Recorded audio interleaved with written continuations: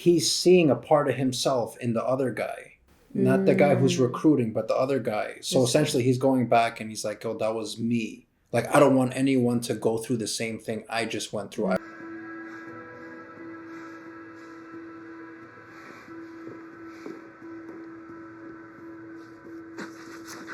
What the hell are you? I won't allow that to happen. And I think that's why he turns back. Because in the beginning, like, Gi-Hun was very desperate. You know, the guy was literally just getting slapped playing this shuffle game. And just like this guy was getting slapped, it's almost like A what? they have no shame or guilt. Like, that.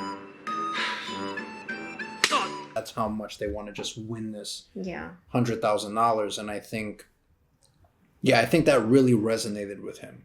Because I could imagine putting myself in his shoes and seeing that's like a part of you is going to be triggered because that was you at one point.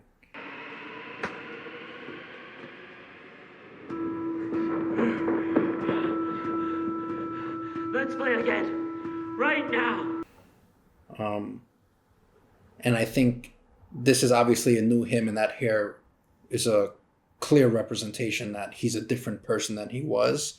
And I think he's also going about the situation as a different person. Like, instead he's trying to act as a savior and not like a spectator or not as a bystander. Yeah, when I saw the red hair, I instantly thought about Dragon Ball Z and how when they upgrade, their hair changes. Yeah, you're absolutely right. That's their version. Like, Super Saiyan is like, I would call it the Dragon Ball Z form of like evolution, right? Like how Pokemon evolve when they level up. Yeah.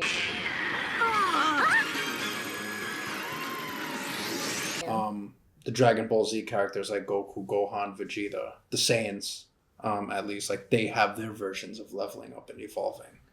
And Gi-Hun obviously is like Super Saiyan God by now. Really high level. Because like the new Dragon Ball Z hair, isn't it red? When it's like sky blue now. It's so weird. Yeah, because it's evolved so much, right? Remember when it was just like yellow? Yeah, and then it was blue. Because now it's like Super Saiyan God. Like, that's like the highest form, and I believe that's red. I see. Yeah, so Gi-Hun's up there.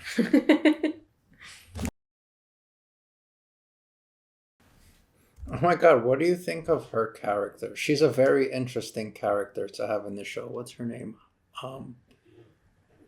Mi-nyeo. So hard to pronounce some of these names. God damn it. I'm just gonna call her Han. You kidding me? What do you think of her character? I think she played that role really well.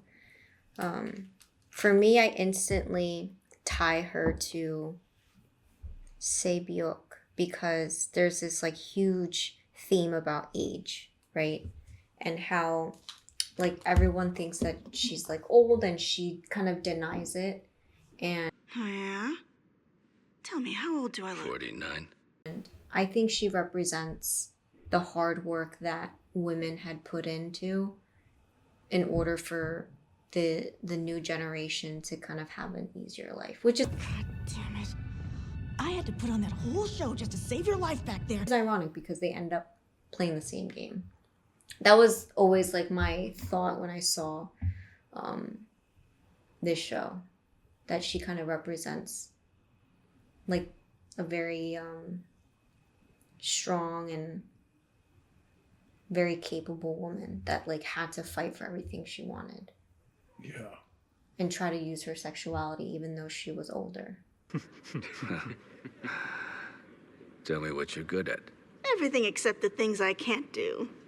But like the fact that she only had her sexuality to really use as commodity was very telling as to like how much she can offer.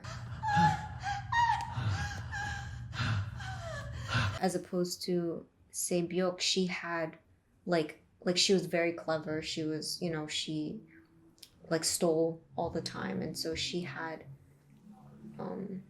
skills in that way. Something that burns. That's fucking hot. Damn it. Yeah, what I liked about I agree with that. What I liked about Squid Game was there's so many like mini plots going on, right? Like you have the arch plot, the main plot, which is just getting through the game and winning the game. But under that, there's so much going on. You Within have each other. yeah, Yeah. exactly. So much tension in so many different relationships, right? You had the tension between Jong Dyke, Duik. I'm gonna call him just Jang. I know I'm butchering the shit out of his name. Dioksu. Hey, look here, you jerk. Dioksu? Dioksu? Just Dioksu is good. All right. You little piece of shit. So Dioksu and the tension between him and like Gi-Hun, right? Because like they're leaders of their respective groups.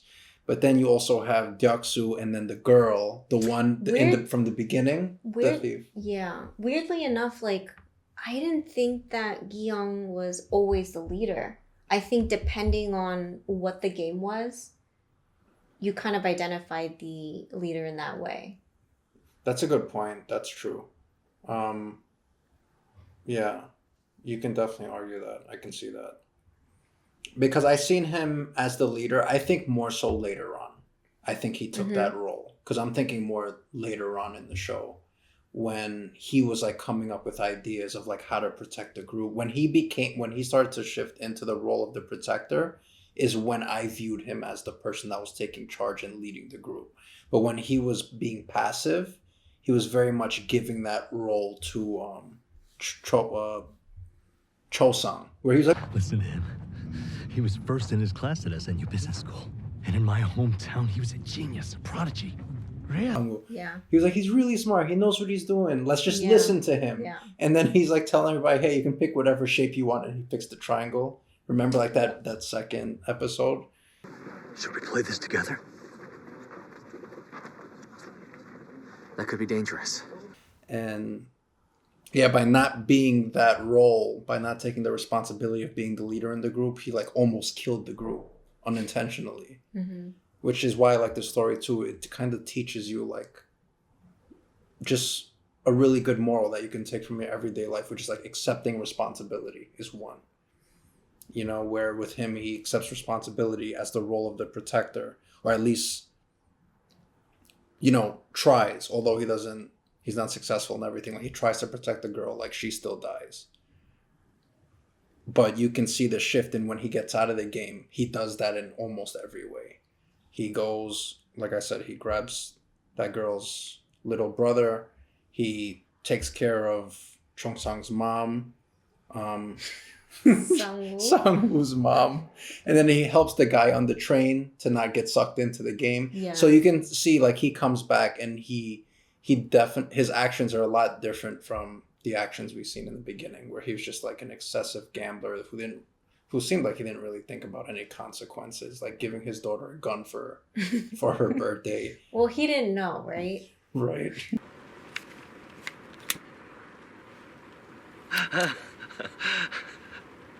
Plus, it's a lighter. Which is how irresponsible he was, right? Yeah. But yeah, that character, like, just there's so much going on. Oh, I would like to add that in the beginning, his actions did not reflect in his intentions. Because, like, he always had good intentions, but his actions said differently. So what really stood out to me in the beginning was in that scene when his mother and him are in the, like, the kitchen area and he's eating. And he's yelling at her, saying, like, why are you always working? Like... Will you stop working so much? Make sure you soak the dishes after you're done. You don't even make that much. Plus, you'll pull your back out. You're so old. He's yelling at her, but his intentions are like, I don't want you to work. Like, you're old. Like, I care about you. And it makes me think about, like, when I was a kid and I would, like, be very, like, like bratty towards my parents, right? Yeah. But like inside, I was always like really upset afterwards. Like it always made me feel bad. And I think it's a very common trait to have when you're like kind of like a teenager. Yeah, I think you made a great point.